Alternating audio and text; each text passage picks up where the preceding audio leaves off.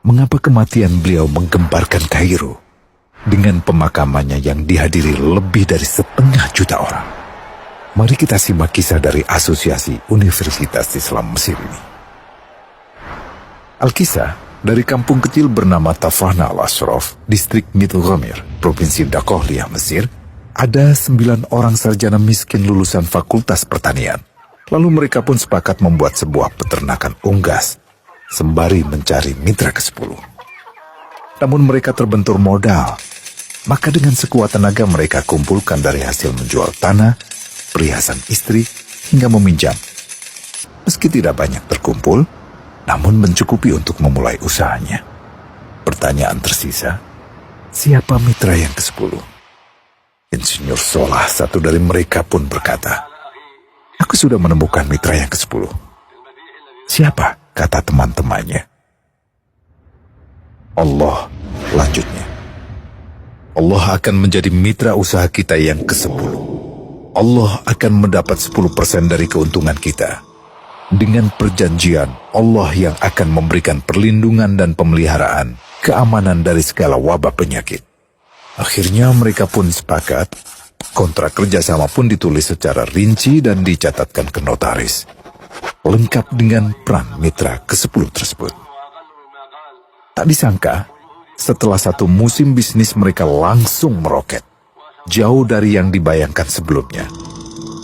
Lalu mereka pun kembali bersepakat menambah jatah keuntungan mitra ke-10 menjadi 20% di musim kedua, dan begitu seterusnya hingga mencapai 50%. Lalu bagaimana keuntungan mitra ke-10 itu dialokasikan? Dimulai dengan membangun sekolah dasar Islam putra, lalu lanjut putri, kemudian sekolah menengah putra, kemudian putri. Tambah lagi madrasah aliyah putra, lalu putri. Tapi karena keuntungan terus membanjir, akhirnya dibentuklah Baitul Mal. Dan mereka pun mengajukan ke pemerintah untuk membangun universitas di kampung. Awalnya ditolak dengan alasan tiadanya akses bagi para mahasiswa.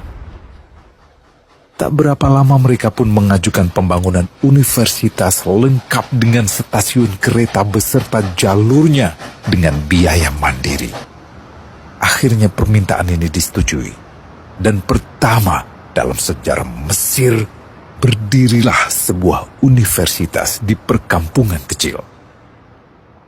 Semakin berkembang, dibangun pula fakultas kedua, ketiga, keempat hingga asrama putri dengan kapasitas 600 kamar.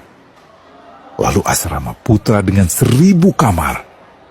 Tiket kereta api pun digratiskan untuk memudahkan transportasi menuju kampung tersebut. Tak cukup hanya itu, dibangun Baitul Mal berikutnya hingga hilang kemiskinan di daerah tersebut.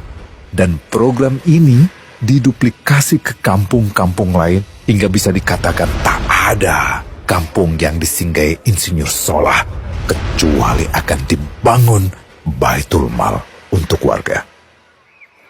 Bantuan pun diberikan untuk fakir miskin dan para janda.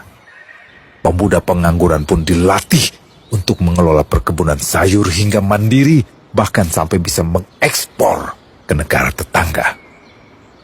Pada saat panen raya, seluruh penduduk dikirimi paket sayur. Di hari pertama Ramadan diadakan buka puasa bersama untuk seluruh penduduk desa. Mereka memasak dan hadir ke lapangan yang dipenuhi beraneka makanan. Disiapkan juga perabotan untuk gadis-gadis yatim yang ingin menikah.